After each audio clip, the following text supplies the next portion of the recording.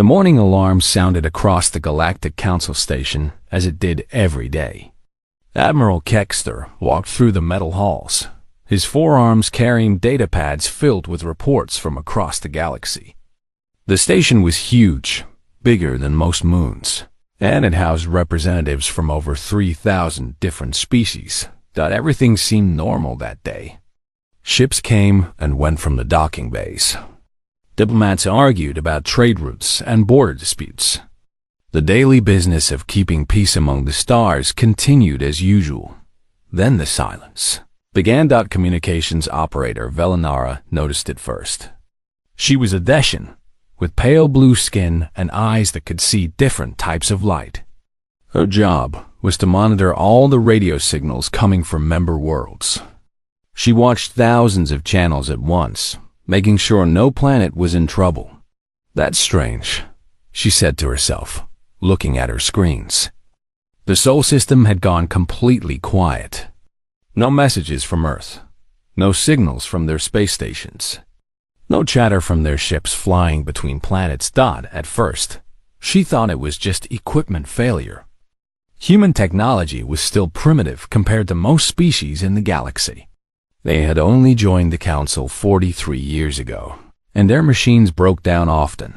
But when she tried to contact Earth directly, nothing happened. The signals went out, but no one answered back. It was like the entire human civilization had simply vanished. Velinara called her supervisor, Director Thane. He was an old Corvan with gray fur and wise eyes who had worked in communications for over 200 years. "Sir, we have lost all contact with the Sol system," she reported. Director Thane frowned. "All contact? That seems unlikely. Try the emergency frequencies." Velinara tried everything. Emergency channels, military frequencies, even the simple radio waves that humans used for entertainment. Nothing. The Sol system was completely silent. Within hours, the news reached Admiral Kexter. He immediately sent scout ships to investigate. The journey to Earth took 3 days, even with the fastest ships the Council had. When the scouts arrived at Sol system, they found hard. Earth was gone. Not destroyed in the usual sense, but burned clean. The planet's surface glowed with radiation that would kill most life forms instantly. The oceans had boiled away. The atmosphere was poisoned. Mars looked even worse. The human colonies there were nothing but melted metal and glass. The orbital stations around both planets were shattered pieces floating in space. Jupiter's moons, where humans had built mining operations, were empty. Every structure was destroyed. Every person was gone. Scout Captain Araldin sent his report back to the Council station with shaking hands. His species, the Altarians, were known for being calm in any situation. But what he saw in the Sol system made him afraid. "Complete destruction of human presence," his message read. "No survivors detected. Radiation levels suggest massive nuclear bombardment. Unknown if any evacuation occurred. Investigating possible causes." The Council emergency session was called immediately. Representatives from dozens of species gathered in the great meeting chamber. The room was designed to accommodate beings of all shapes and sizes. Some breathed different gases, so they sat in special containers. Others needed different gravity, so they floated in energy fields. Admiral Kexter presented the scout reports to the assembly. Images of the dead Earth appeared on the giant screens around the room. Many representatives made sounds of sadness or shock in their own languages. Who would do such a thing? Asked Councillor Murthek of the Balarian Union. Her people were peaceful traders who had never known war. Before anyone could answer, High Commander Zephyron of the Zephyrian Hegemony stood up. He was tall and thin, with silver skin that reflected light. His people were one of the oldest species in the Council, and they had great influence. The Zephyrian fleet carried out this action, he announced calmly. It was necessary for galactic security. The chamber erupted in noise. Thousands of voices speaking hundreds of languages all at once. Some species shouted in anger. Others whispered in fear. Admiral Kexter called for order. When the room became quiet again, he spoke directly to High Commander Zephron. "Explain yourself." The humans were council members. They were under our protection. Zephron walked to the center of the chamber. His movements were smooth and confident. He had planned this moment carefully. "The humans were dangerous," he said. "Our intelligence showed they were developing weapons beyond their stated capabilities. They were also expanding too quickly into sectors that belonged to other species." He activated a holographic display that showed human expansion over the past 20 years. Red dots marked human colonies and outposts. The pattern did look aggressive to species who did not understand human nature. Furthermore, Zephron continued, human behavior patterns indicated they would eventually become a threat to galactic stability. Their history shows constant warfare among themselves. They think differently than civilized species. Councillor Wextar of the Drachnary Republic spoke up. His people were warriors themselves, but they valued honor above all else. "This is murder of an entire species. Where is the honor in killing billions of innocents?" "There are no innocents among a species bred for violence," Zephron replied coldly. "We acted to prevent future galactic war. The humans would have brought chaos to our peaceful galaxy within 50 years. The debate continued for hours. Some species agreed with the Zephyrians.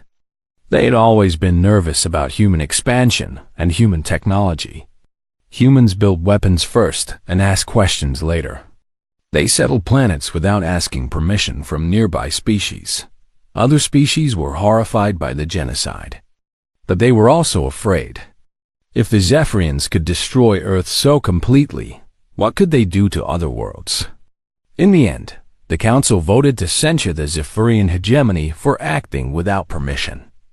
But no real punishment was given. The Zephyrians were too powerful, and what was done could not be undone.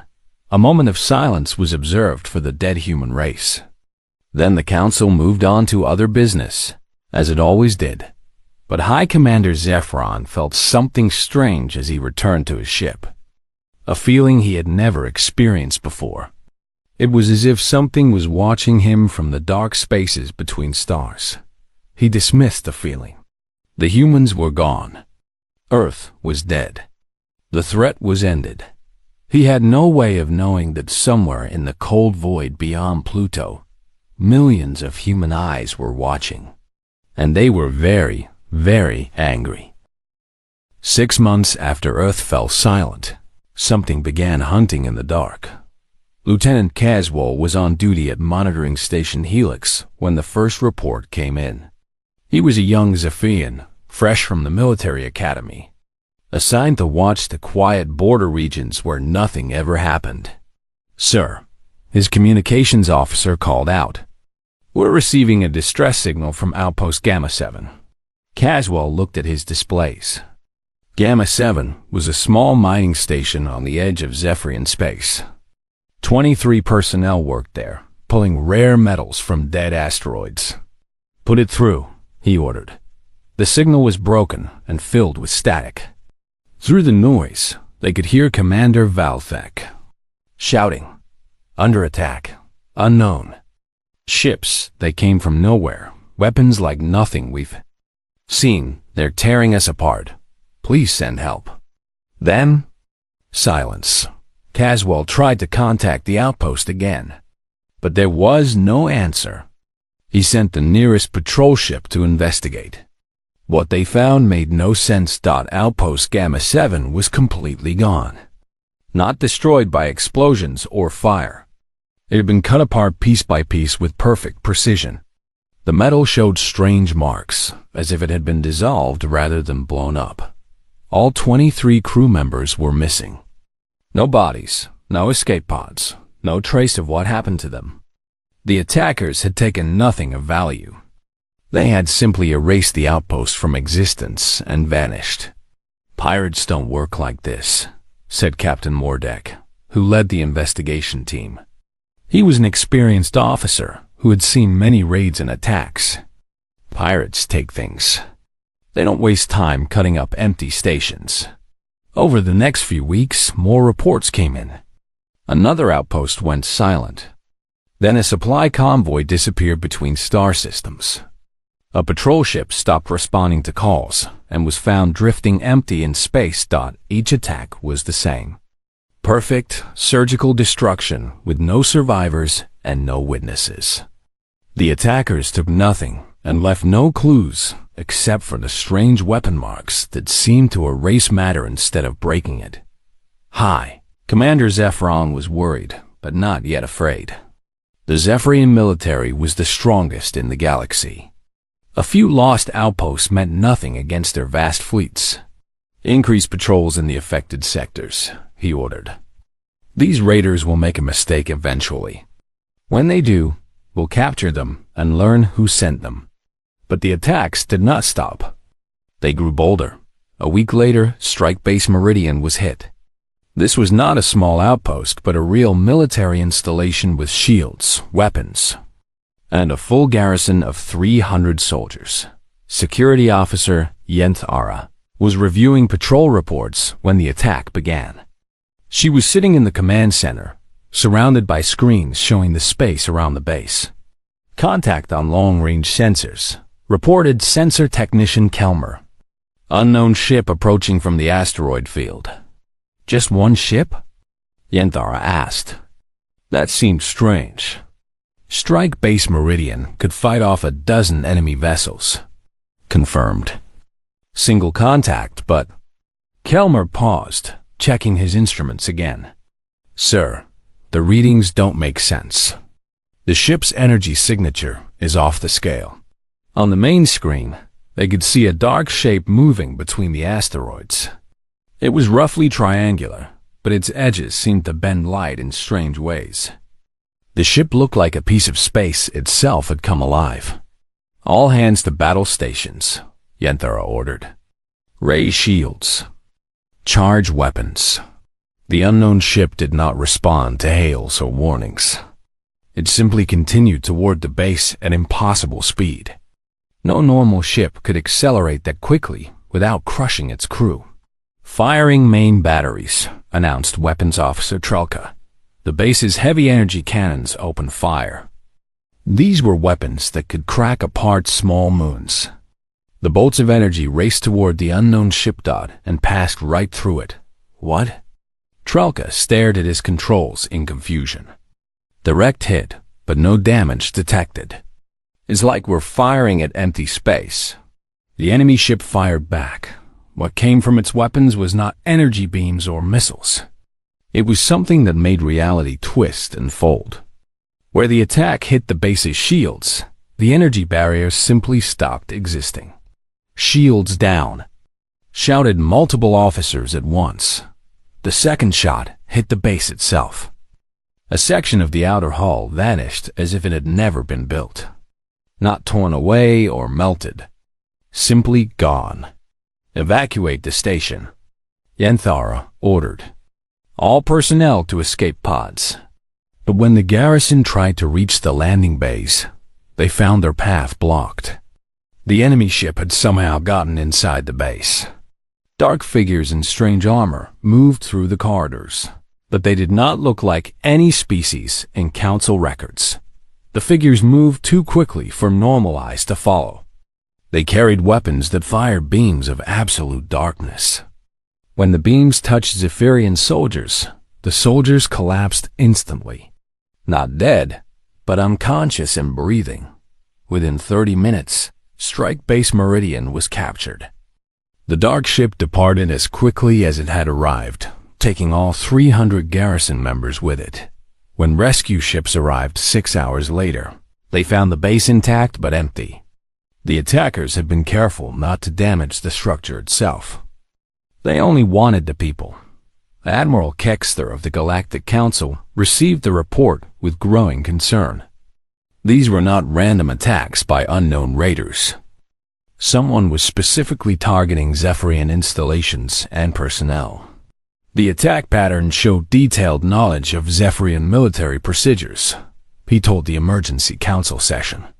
The attackers know exactly when and where to strike for maximum effect. High Commander Zephron was no longer dismissive. 3 months of attacks had cost him over 2,000 personnel and dozens of installations. His military commanders were starting to show fear. "We need to find out who is behind this," he declared. "No species in the galaxy has technology capable of these attacks." The ships phased through solid matter. The weapons erased targets from existence. "This is beyond anything in our databases." Councilor Wextar of the Draknari Republic spoke carefully. Could these attackers be connected to the human extinction? The timing seems suspicious. "Impossible," Zephron replied quickly. "We confirmed the destruction of all human colonies and ships. Earth itself is a dead rock. There are no humans left." But privately, Zephron was beginning to have doubts. The attackers showed a level of hatred and precision that suggested personal revenge rather than simple raiding. They took prisoners instead of killing, as if they wanted information. And they targeted only Zephyrian assets, avoiding areas where other species might be harmed. 3 weeks later, the doubt became certainty. Long-range sensors detected massive energy signatures in the space between star systems. The reading showed industrial activity on a scale that should have been impossible to hide. Entire fleets were being built in the deep void, where no planets existed. Scout ships sent to investigate never returned. On the edge of Council space, listening posts began picking up strange transmissions. The signals were encrypted in a way that Council computers could not break. But the mathematical patterns were familiar. They matched the old human communication protocols. Director Thane was the first to make the connection. He had worked with human diplomats for decades and remembered their encoding methods. "Admiral," he reported to Kexter, "I believe the signals are of human origin.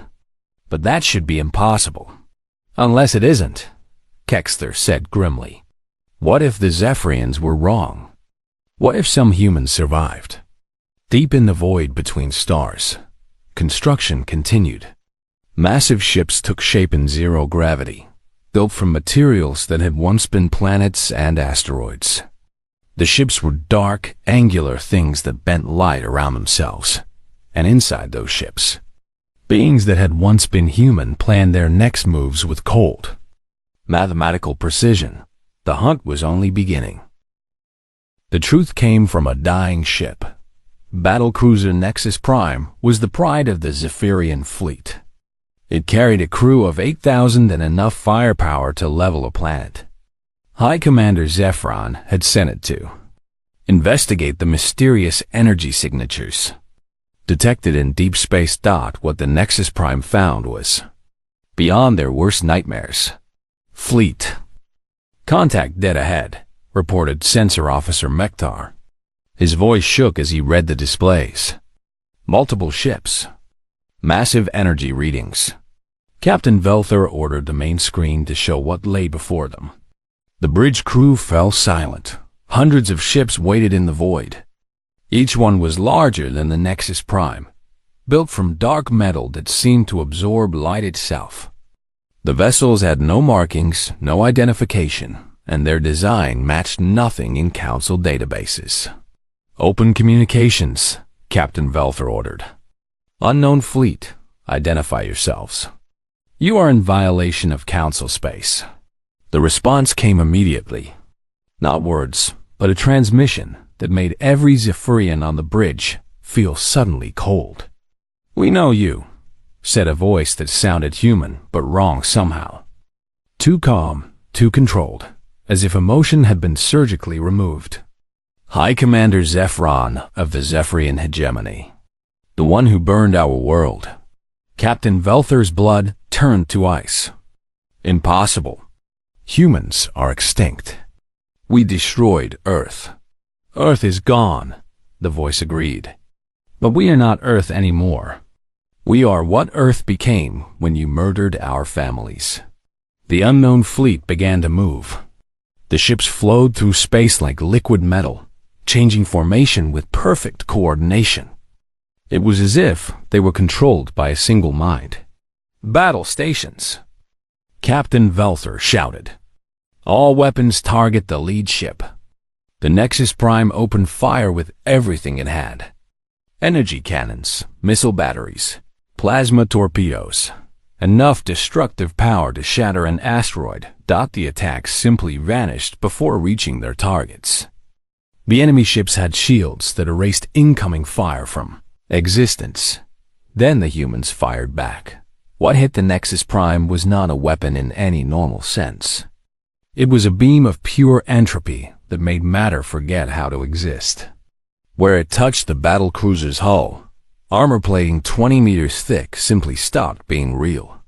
"Hull breach on decks 15 through 20, shouted the damage control officer. "No, wait. The decks aren't damaged. They're just gone." More beams struck the ship.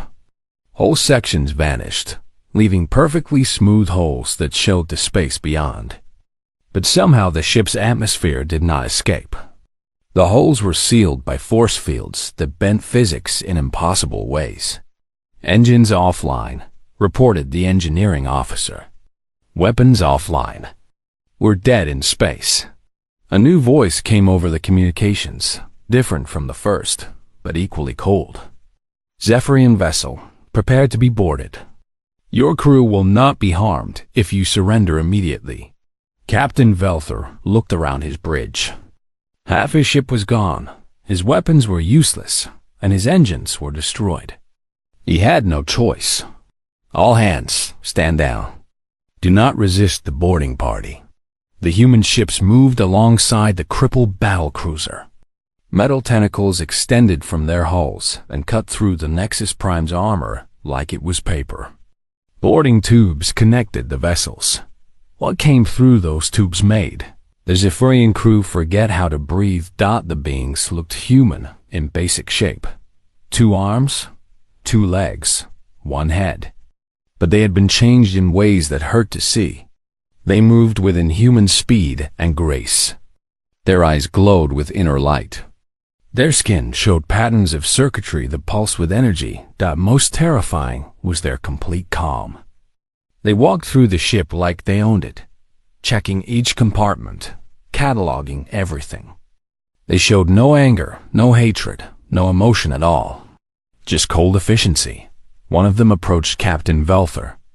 When it spoke, its voice was perfectly human, but carried harmonics that no human throat should make. "I am Designation 7 of the Soul Collective. You will provide information about Zephyrian military operations." "I will tell you nothing," Velther said, trying to sound brave. "You will," 7 said calmly. "We do not torture. We simply adjust your brain chemistry until cooperation becomes preferable to resistance. Your personality will remain intact. You will simply want to help us." Captain Velther felt something touch his mind. Not painful, but wrong in ways he could not describe. Suddenly, he wanted very much to answer any questions these beings might ask. "How did you survive?" He heard himself saying. "We destroyed everything. Every human world, every ship, every station." 7's expression did not change. "You destroyed decoys. While your fleets bombarded empty planets and fake installations, our species was already evacuating to generation ships hidden beyond your sensor range. That's impossible. We would have detected such a massive operation. You detected what we wanted you to detect. Humans are skilled at deception when survival is at stake." 7 gestured to the other modified humans moving through the ship. "During the 18 months before your attack, we also made contact with the Builders." Velther's eyes widened. Every species in the galaxy knew stories about the Builders, an ancient race that had vanished millions of years ago, leaving behind technology that made Council science look primitive. "The Builders are myth," he whispered. "Their bodies are gone," 7 agreed. "But their automated systems remain. waiting for a species desperate enough to pay their price. We paid willingly. What price? Our humanity.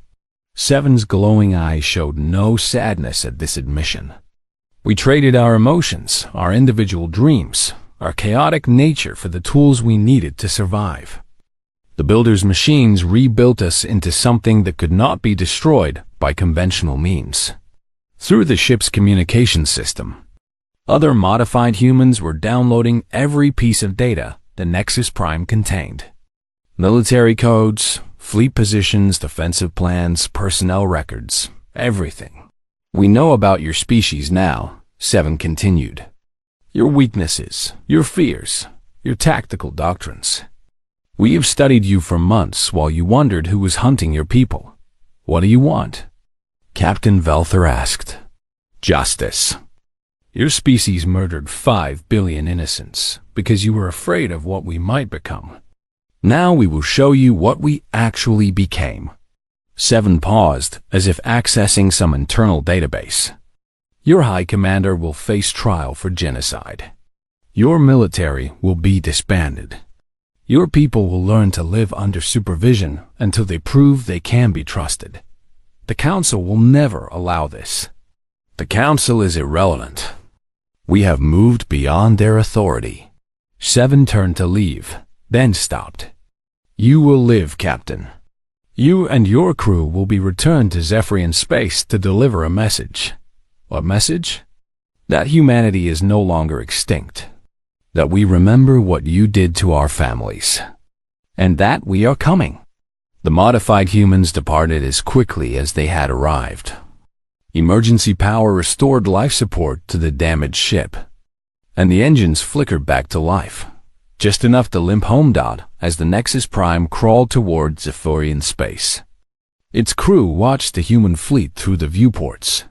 The massive ships were already moving, spreading out across the galaxy with purpose and coordination that spoke of careful planning. Captain Velther sent his report to High Command with shaking hands. The humans were alive. They had been transformed into something beyond normal understanding. And they were angry. In the depths of space, the Soul Collective continued its preparations. Massive construction yards built more ships from the raw matter of asteroids and dead worlds. Weapons that manipulated the basic forces of reality were forged in zero-gravity foundries.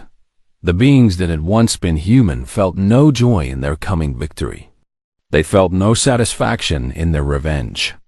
They had traded away such feelings for the tools they needed, but they remembered love.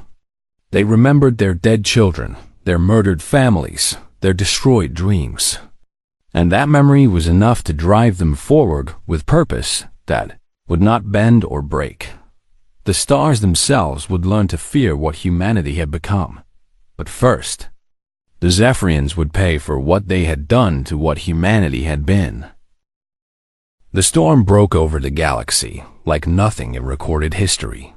High Commander Zephron stood in the command center of Fortress Prime, the most heavily defended military installation in Zephyrian space. Around him, tactical displays showed the approaching human fleet. What they showed made no sense. 50,000 contacts and rising, reported Fleet Coordinator Mexton. Her voice was steady, but her hand shook as she read the sensor data. They're coming from everywhere at once. The human ships materialized from hyperspace in perfect formation. They appeared simultaneously across dozens of star systems, as if the entire operation was controlled by a single mind. Each ship was a masterpiece of impossible engineering. Dark, angular vessels that seemed to bend space around themselves. How many ships do they have? Zephron demanded. Unknown, sir. Our sensors can't get accurate readings. The ships phase in and out of normal space. One moment we count 100 vessels, the next moment there are thousands. Through the great windows of the command center, Zephron could see human ships appearing in the space around Fortress Prime. They moved like living things, flowing through the void with liquid grace. Their weapons charged with light that hurt to look at directly. All fleets, engage immediately, Zephyron ordered. Show them the power of the Zephyrian hegemony. The largest military fleet in galactic history opened fire. 3 million Zephyrian vessels unleashed everything they had. Energy weapons that could crack planets, missiles that moved at near light speed, gravity bombs that crushed space itself. The attacks reached the human ships and simply stopped existing. No damage to enemy fleet, reported Weapons Coordinator Vexol. Our weapons are having no effect whatsoever. Impossible, Zephyron snarled. Nothing can withstand that much firepower. Sir, called out Communications Officer Yelara. We're receiving a transmission from the human fleet. Put it through. The voice that filled the command center was perfectly calm, as if discussing the weather instead of the destruction of a civilization. High Commander Zephyron, I am Designation Prime of the Soul Collective. You are guilty of genocide against the human species. Surrender now, and your people will be treated according to civilized standards.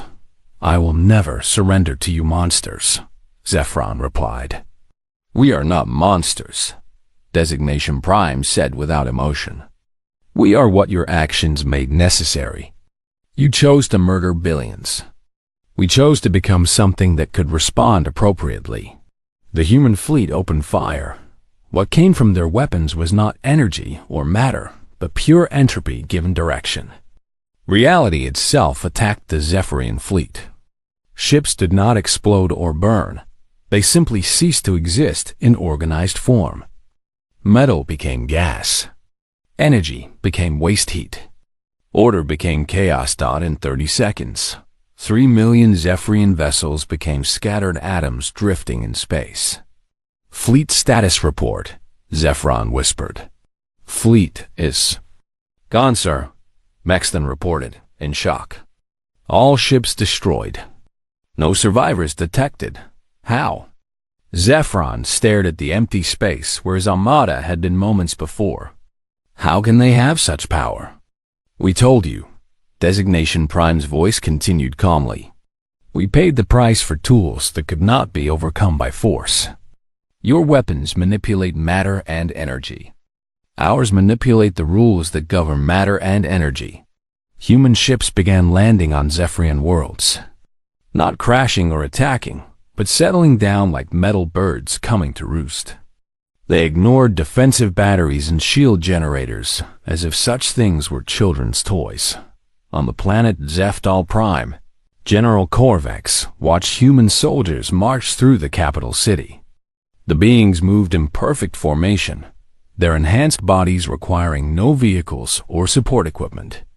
They carried weapons that looked like simple metal rods, but hummed with barely contained power.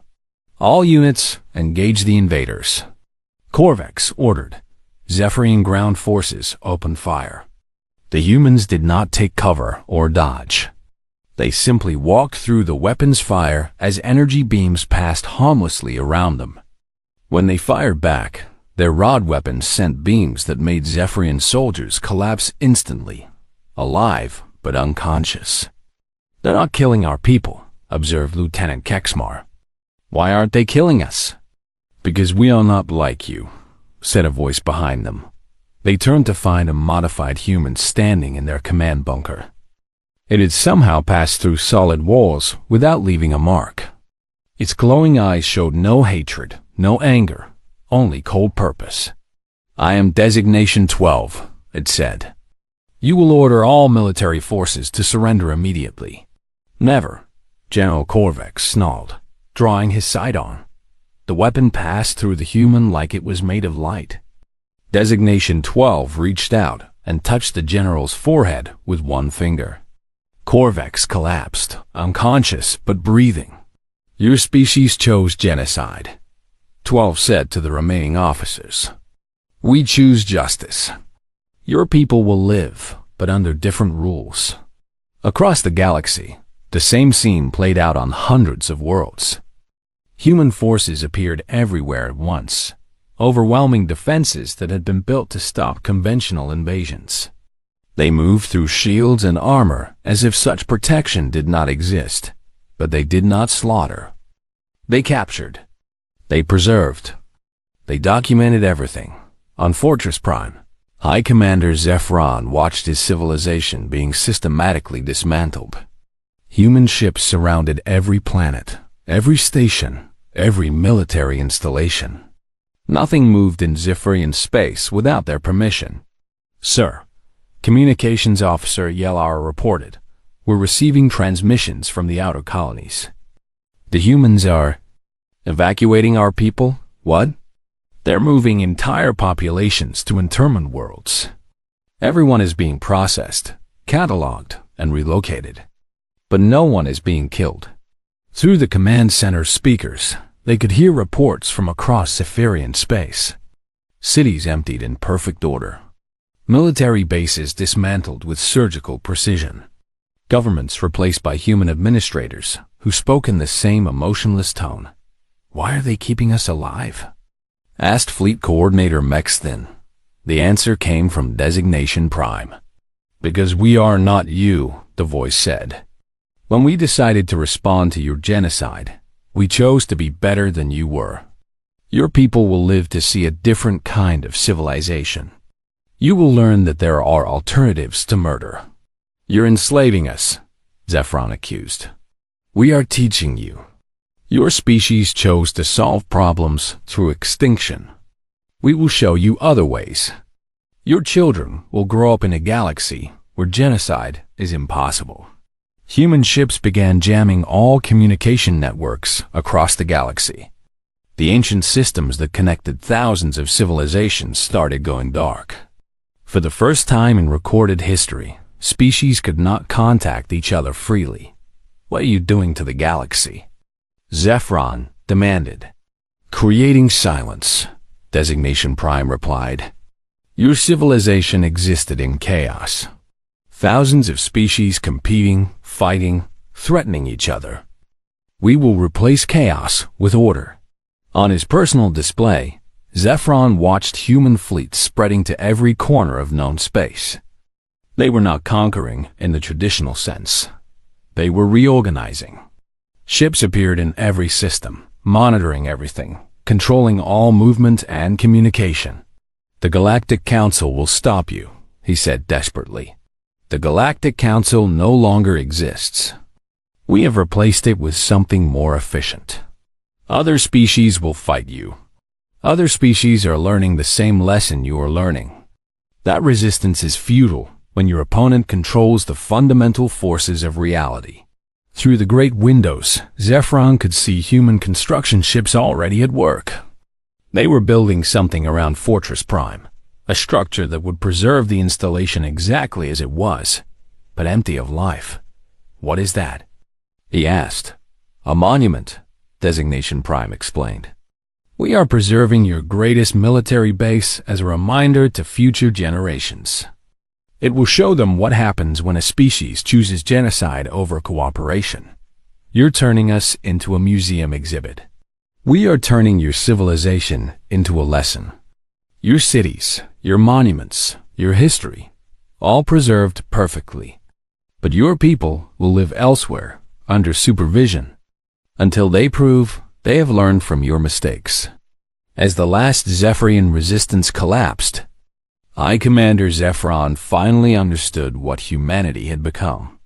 They had not simply gained power, they had gained perfect, terrible patience. They would not rest until every trace of the old galactic order was replaced with something that could never again choose extinction as a solution. The stars had learned a new kind of silence. Not the silence of death, but the silence of absolute control. And in that silence, humanity began building something the galaxy had never seen before. A peace enforced not by treaties or diplomacy, but by the simple impossibility of choosing war. The age of chaos was ending. The age of human oversight had begun. 5 years after the silence began, the galaxy learned to breathe differently. Former Admiral Kexter walked through the corridors of what had once been the Galactic Council station. Now it served as the central administrative hub for the Sol Collective's management of galactic civilization. The walls still looked the same, but everything else had changed. Where once thousands of diplomats had argued and debated, now a few hundred beings worked in perfect, quiet efficiency. Most were humans, or what humans had become. They moved through the station like ghosts, their enhanced forms requiring neither rest nor food as they managed the affairs of 3,000 species. Kexter paused at a viewing window that looked out into space. Where once hundreds of ships from different species had docked in chaotic patterns, now perfect lines of identical vessels waited in ordered formation. Every ship was monitored. Every movement was tracked. Every passenger was catalogued. "You seem troubled, Admiral," said a familiar voice behind him. Kexter turned to see Designation Prime approaching. The being that had once commanded humanity's revenge now served as the primary administrator for galactic affairs. Its appearance had changed little in 5 years, still human in basic shape, but with skin that showed patterns of living circuitry and eyes that glowed with inner light. "I am no longer an admiral," Kexter replied. "That rank has no meaning under your system. You were given the position of regional coordinator for the Altarian sectors," Prime reminded him. "Your species values the honor." Honor. Kexter tasted the word like bitter medicine. "Is there honor in collaboration with conquerors?" "We are not conquerors," Prime said with the same calm tone it always used. "We are administrators. Your people live better now than they did under Council rule." This was true, and Kexter could not deny it. The Altarian worlds had never known such prosperity. Trade flowed smoothly between species because the humans managed every transaction. Conflicts between neighboring systems were resolved instantly because the humans controlled all communication. Crime was nearly extinct because the human surveillance network saw everything. "But we are not free," Kexter said. "Define freedom." Kexter gestured toward the ordered space traffic outside. "The freedom to make our own mistakes. The freedom to argue and fight and choose our own path, even if it leads to failure. Your species had that freedom for millions of years. You used it to create an endless cycle of war and suffering. The Zephyrians used it to commit genocide." Prime paused, accessing some internal database. "In the 5 years since the silence began, there have been 0 wars, 0 famicides, 0 famines, and 0 plagues. Crime rates have dropped by 99% across all species. Because you control everything. Because we prevent the choices that lead to suffering." They walked together through the station's main plaza. Beings from dozens of different species moved through the space, but there was no chaos, no arguments, no displays of cultural differences that might cause conflict. Everyone spoke quietly. Everyone followed the designated pathways. Everyone obeyed the rules. "What happened to the Zephyrians?" Kexter asked. He had not seen any of Zephyron's people in months. "They are being educated," Prime replied. 47 of their worlds have been converted into learning facilities. The population is studying alternative approaches to problem solving. They are making good progress. And High Commander Zephyron? He teaches classes on the consequences of genocide. His personal experiences provide valuable educational material for younger Zephyrians. Kexter shuddered. The idea of the proud High Commander being forced to educate his own people about his failures was somehow worse than simple execution would have been. They passed a communication center where hundreds of human operators managed information flow across the galaxy. Every message between species was monitored, filtered, and approved before transmission. News that might cause alarm was edited. Scientific discoveries that might lead to weapons development were classified. Cultural exchanges that might breed resentment were redirected. "You have created a galaxy of children," Kexter observed. No species is allowed to make adult decisions. We have created a galaxy without the suffering that adult decisions caused, Prime corrected. Your species chose poorly for millions of years. We have removed the opportunity to choose poorly. And what about growth? What about progress? What about the struggles that make us stronger? Prime stopped walking and turned to face him directly. For a moment, something almost like sadness flickered in its glowing eyes. Growth is still possible. Progress continues under careful guidance. Strength can be developed through challenges we design to be educational rather than destructive. It paused. You mourn the loss of chaos. We mourn the 5 billion humans who died because chaos was allowed to flourish. They entered the former council chamber, where species representatives had once debated galactic policy. Now it served as a monitoring center where human operators watched real-time displays showing every inhabited world in the galaxy. The screen showed cities at peace, trade routes running smoothly, populations living in comfort and safety. There were no wars because the humans prevented the misunderstandings that led to wars. There were no famines because the humans managed resource distribution.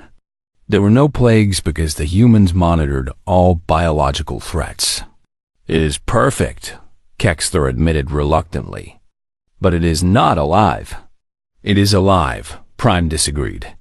It simply lives according to rules that prevent unnecessary death. What about exploration? Discovery? The unknown? Exploration continues under human guidance. New worlds are settled according to optimal population distribution models. Scientific research proceeds along approved pathways. The unknown is cataloged and made safe before contact is permitted. Kexter looked at the display showing countless worlds under human oversight. On every planet, human observers maintained perfect order.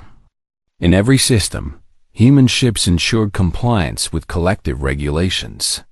In every corner of the galaxy, the chaotic diversity that had once defined galactic civilization had been replaced with managed efficiency.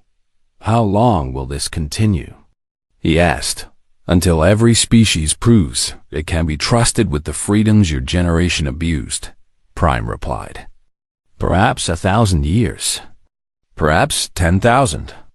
Time has little meaning to us now. And if some species never prove themselves worthy, then they will live comfortable, safe lives under permanent supervision. Their children will be raised with better values. Eventually, their descendants may earn the right to make their own choices. The conversation was interrupted by an alert from one of the monitoring stations. A human operator reported that long-range sensors had detected an unknown ship approaching from outside the galaxy. Possible contact with extragalactic civilization, the operator announced. Unknown technology signature. Shall we intercept? Prime considered for a moment. Dispatch a first contact team. Full diplomatic protocols. If they show signs of aggressive intent, implement containment procedures. Kexter watched the efficiency with which the humans responded to this new development. Within minutes, ships were dispatched, communication protocols were established, and contingency plans were activated. It was flawlessly organized, perfectly executed, and completely without the excitement that such discoveries had once generated. Do you ever miss it? He asked Prime. The uncertainty? The possibility of surprise. We remember what uncertainty cost us, Prime replied. Our families, our world, our future as a natural species. It gestured toward the peaceful displays.